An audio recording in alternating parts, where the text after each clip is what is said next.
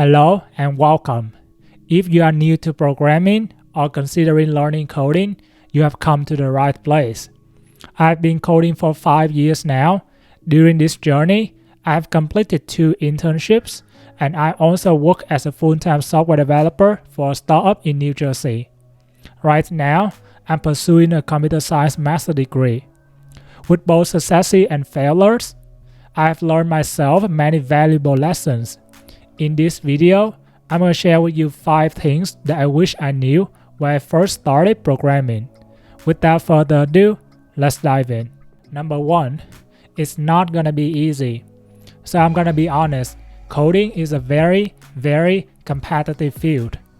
So if you want to get good at coding, you need to consistently put in the effort to sharpen your skills. When I first started coding, I thought it's gonna be easy because I did very well on math when I was in high school, but I was wrong.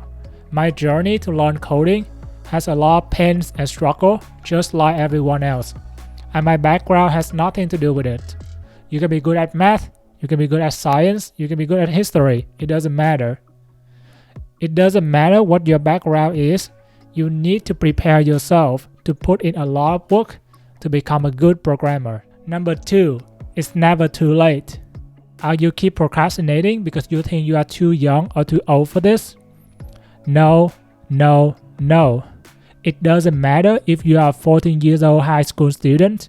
It doesn't matter if you are 20, 30, 40, 50, 60. Right now is the best time to learn coding. When I was working at Redfin as a software engineer intern, I was instructed by a mentor. Her background was marketing, and she didn't write her first line of code until she was 30. After she attended a boot camp for a year, she earned a 6-figure salary job and do very well at the company. Imagine how much progress she made within just 1 year of coding. So I think if she can do it, anyone can do it too. Number 3, only learn what you need. As a programmer, there are a lot of things to learn. There are multiple programming languages, frameworks, tech stacks, and these things update constantly. So it's not possible to absorb everything at once. I make the same mistake when I first learned coding too. During my first year in college, I tried to figure out how to build a website. I tried to learn Python and Django for backend development, JavaScript and React for front-end development. I tried to stop everything in my head at once. And guess what? After 4 months, I couldn't even create a website. The lesson here is that focus on one thing at a time and focus only on the thing that actually give you the result that you want. For example, let's say you try to build a website, right? Then you can just learn JavaScript because JavaScript supports both front-end and back-end, so you can get a job done by learning only one thing. This approach is also a good approach if you work at a tech company. So tech companies use a lot of different tech stacks and they change their stack all the time. So it's not worth learning about everything. You just need to know enough to get a job done. So for example, let's say your company uses Java as a backend language. You can spend all your time in the world learning every detail about this language. But in 1 or 2 years, the company can decide to use PHP instead. Then all of your knowledge could become wasteless. So what you actually need is the ability to pick up new things, and you don't have to know about everything. This will save you a lot of time and effort, and you will become a much more efficient engineer. Number 4, focus on the projects and not the technologies. Software technologies are just tools. They are the vehicles that take you from the pain and the problems to the desired outcomes. So it doesn't matter what languages or what technologies that you learn.